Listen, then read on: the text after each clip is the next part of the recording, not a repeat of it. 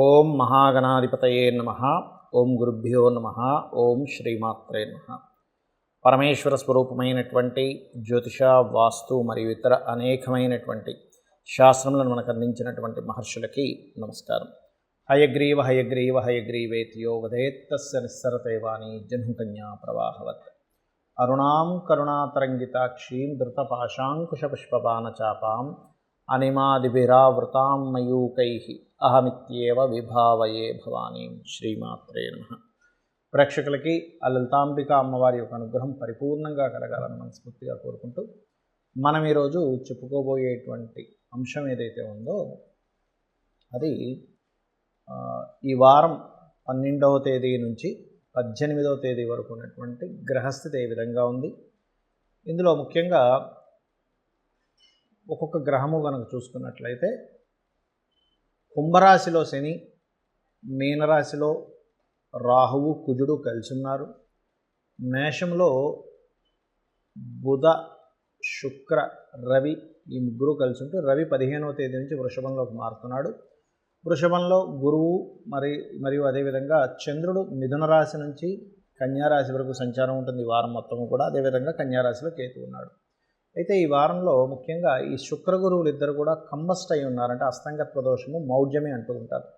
దీనివల్ల ముఖ్యంగా ఎటువంటి జాగ్రత్తలు తీసుకోవాలి, ఈ వారం ఎటువంటి పరిహారాలు చేసుకోవాలి, ఏ దేవతారాధన చేసుకోవాలి, ఏ విషయంలో బాగుంటుంది అనేటువంటి విషయాలు మనం ఇప్పుడు తెలుసుకుందాం. మీన లగ్నము, మీనరాశి. మీనం వారికి ఇప్పుడు పరిస్థితి ఏంటంటే బాగా స్ట్రెస్ఫుల్, ఏం చేయాలో అర్థం కాని స్థితిలో ఉన్నారు. మీన లగ్నం వారు, మీనరాశి వారు బాగా స్ట్రెస్ఫుల్గా ఉంటుంది. కాకపోతే ఈ బుధుడు ఎప్పుడైతే మనకి 12వ తేదీ నుంచి మారాడో, 11 నుంచి మారుతున్నాడో కొంత రిలీఫ్ ఇస్తాడు. ఎందుకంటే చతుర్థ సప్తమాధిపతి ఇంతకాలము రాశిలో శత్రుగ్రహంతో కలిసి ఉన్నటువంటి బుధుడు మార్పు వల్ల స్టూడెంట్స్కి కాస్త రిలీఫ్, అదేవిధంగా అంటే ఎడ్యుకేషన్ స్ట్రెస్ తగ్గుతుంది. కొత్తగా వివాహం చేసుకునేటువంటి వారికి లేదా వివాహం చేసుకునేటువంటి వారికి కొంత స్ట్రెస్ తగ్గుతుంది బుధుడు మారడం వల్ల. అయితే ఈ మార్పు అనేటువంటిది ఏదైతే ఉందో కొంత ఫినాన్షియల్ గ్రోత్ను కూడా ఇస్తుంది. కాకపోతే ఈ మూడులో ఉండే గ్రహాన్ని దశమాధిపతిని, లగ్నాధిపతిని, అష్టమాధిపతిని వీటిని కంబస్ట్ చేసుకున్నాడు. కాబట్టి గురువు ఉద్యోగం విషయంలో ఎవరో చెప్పుడు మాటలు విని మీ ఉద్యోగ సంబంధించిన విషయాలని పాడు చేసుకోకండి దయచేసి.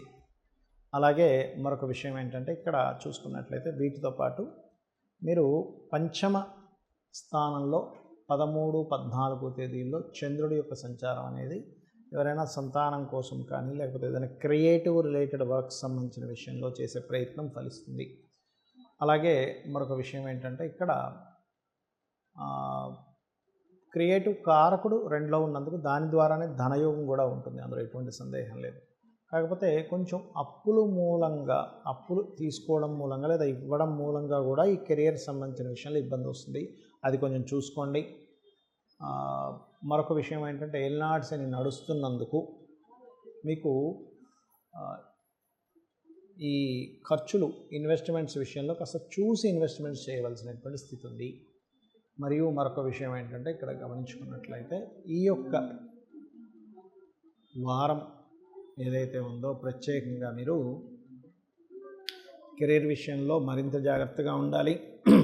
బట్ సినిమా ఫీల్డ్, మూవీస్లో యాక్టింగ్ చేసేటువంటి వారికి, ఫ్యాషన్ డిజైనింగ్ రంగాలలో ఉండేటువంటి వారికి, ఫుడ్ రిలేటెడ్ బిజినెస్ చేసేటువంటి వారికి పర్టికులర్గా ఈ 13, 14 తేదీలు మీకు తద్వారా లేదా ఆరోగ్యానికి సంబంధించిన రంగాల్లో ఉంటారు, ఫార్మసీ లేకపోతే ఈ యొక్క మెడికల్ రిలేటెడ్ రంగాల్లో ఏదైనా ఆరోగ్యాన్ని ఇచ్చేటువంటి రంగాల్లో ఉండేటువంటి వారికి 13, 14 తేదీల్లో తీసుకునే నిర్ణయాలు మీ జీవితాన్ని ఒక మంచి స్టేజ్కి తీసుకెళ్లేటువంటి స్థితినిస్తాయి.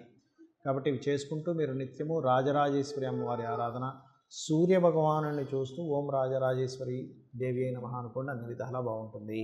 ముఖ్యంగా మనం ఇప్పుడు మనకి ఇప్పుడు ఉండేటువంటి ఎండాకాలం ఏదైతే ఉందో ఎండాకాలంతో పాటు పర్టికులర్గా ఇప్పుడు మనకి జరుగుతున్నటువంటిది ఈ కత్తెరలు వస్తున్నాయి మధ్యలో, అదేవిధంగా అస్తంగత్వ దోషాలు ఉన్నాయి. కానీ చాలామందికి జాతక చక్రం తెలియదు, వాళ్ళకి ఏ భావాధిపతి వెళ్ళి అస్తంగత్వం అవుతున్నాడు. శుక్రుడు సర్వసాధారణంగా మౌఢ్యంలో ఉన్నప్పుడు శుభకార్యాలు చేయరు. గురువు కూడా మౌఢ్యంలో ఉన్నప్పుడు శుభకార్యాలు ప్రారంభించరు. ఫైన్. అయితే ఈ మౌఢ్యమి యొక్క ప్రభావం ఒక ఎత్తు అయితే, మరొకటి ఏమిటి అంటే ఈ కర్తరి, మనకి కృత్తికా నక్షత్రం అగ్నితత్వ నక్షత్రంలో కర్తరి జరుగుతున్నప్పుడు, అంటే కృత్తికా నక్షత్రంలో సూర్య భగవానుడు, దాని తర్వాత రోహిణి కార్తీ ఇవి ఉన్నప్పుడు పర్టికులర్గా అందరూ తీసుకోవాల్సిన ముఖ్యమైనటువంటి జాగ్రత్తలు ఏంటి? ఈ సమయంలో కుజరాహువుల యొక్క కలయిక ఉంటూ రవి కృత్తికా నక్షత్రంలో సంచరిస్తున్నాడు. అంటే ఏమిటి? హ్యూమిడిటీ బాగా పెరగడం, ఆకస్మికంగా విపరీతంగా 50 డిగ్రీలు దాటేంత ఎండ కూడా వచ్చేయడం, దానివల్ల కాస్త మనుషులకి వడదెబ్బలు తగలడం, అప్పుడే ఇంత ఎండ ఉంది అనుకునేసరికి గబుక్కున వర్షం పడ్డం. ఎందుకంటే జలరాశుల్లో ఉన్నారు కదా కుజుడు మరియు రాహు, కాబట్టి వర్షాలు పడ్డం, ఇట్లాంటివన్నీ జరుగుతుంటాయి. కాబట్టి దయచేసి అందరూ కూడా కాస్త వీలైనంత మట్టుకు మధ్యాహ్న సమయంలో ఏదైనా, ఇప్పుడు చూడండి కొంతమందికి ఈ మధ్య ఇప్పుడు బైక్స్ కూడా ఇలా టాప్ లాంటిది వచ్చింది, లేకపోతే ఒక టోపీ పెట్టుకుని గొడుగు పెట్టుకుని వెళ్ళండి. ఎందుకంటే కృత్తికా నక్షత్రంలో సంచారం జరిగేటప్పుడు సూర్యభగవానుడు, అందులో పర్టికులర్గా మీకు ఈ యొక్క కృత్తికా నక్షత్రం వారికి, రోహిణీ నక్షత్రం వారు, కాస్త భరణీ నక్షత్రం వారు, వీరు మరింత జాగ్రత్తగా ఉండాలి ఎండ వడదెబ్బ సంబంధించిన విషయంలో. మరియు దీంతోపాటు రవి నక్షత్రాలు మరొక 2, శుక్ర నక్షత్రాలు మరియు అదేవిధంగా ఈ యొక్క చంద్ర నక్షత్రాలు ఉంటాయి. ఏమిటవి అంటే శుక్ర నక్షత్రాలు భరణితో పాటు పుబ్బ, అదేవిధంగా పూర్వాషాఢ, వీరు కూడా కాస్త ఎండవేడికి సంబంధంగా ఇబ్బంది వస్తూ ఉంటుంది.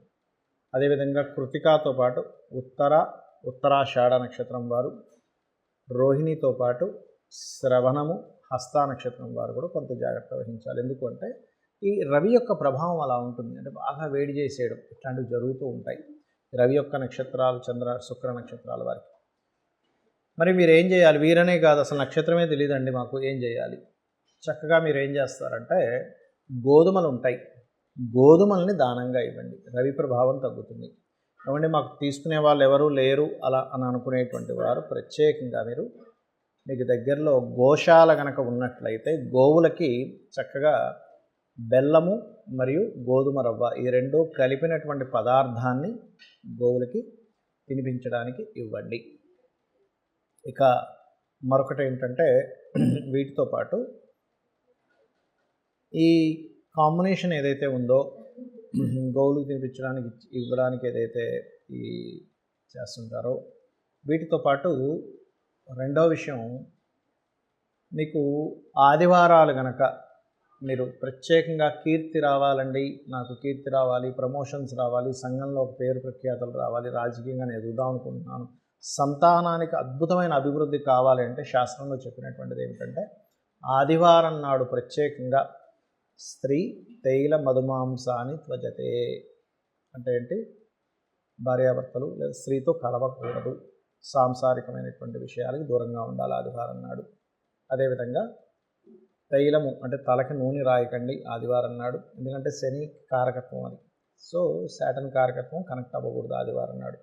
మధువు మాంసము అంటే మాంసభక్షణ ఆదివారం పనికిరాదు. మధువు అంటే డ్రింకింగ్ హ్యాబిట్ ఉన్నటువంటి వారు తీసుకోకూడదు. మరి ఎలాగండి మాకు ఇంట్రెస్ట్ ఉంటుంది, తినాలనిపిస్తుంది అంటే బుధవారం తినమని చెప్తుంది శాస్త్రం, ఆదివారం ఒక్కరోజు కొంచెం దూరంగా పెట్టమని చెప్తుంది.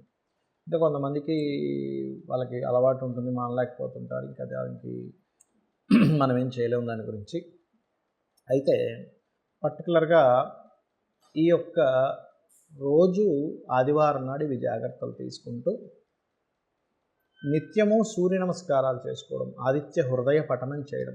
మీకు గమ్మత్తైన విషయం ఏంటంటే మీరు నిత్యము సూర్య భగవాను నమస్కరించుకుంటూ ధ్యానం చేసుకుంటూ మీరు ఏదైనా క్వశ్చన్ వేశారనుకోండి సూర్యభగవాను, స్వామి నా పరిస్థితి ఎలా ఉంది, దీనికి ఏం చేయాలి అని అంటే మీకు తెలియకుండానే లోపల ఒక ఆన్సర్ వినబడినట్టుగా అవుతూ ఉంటుంది.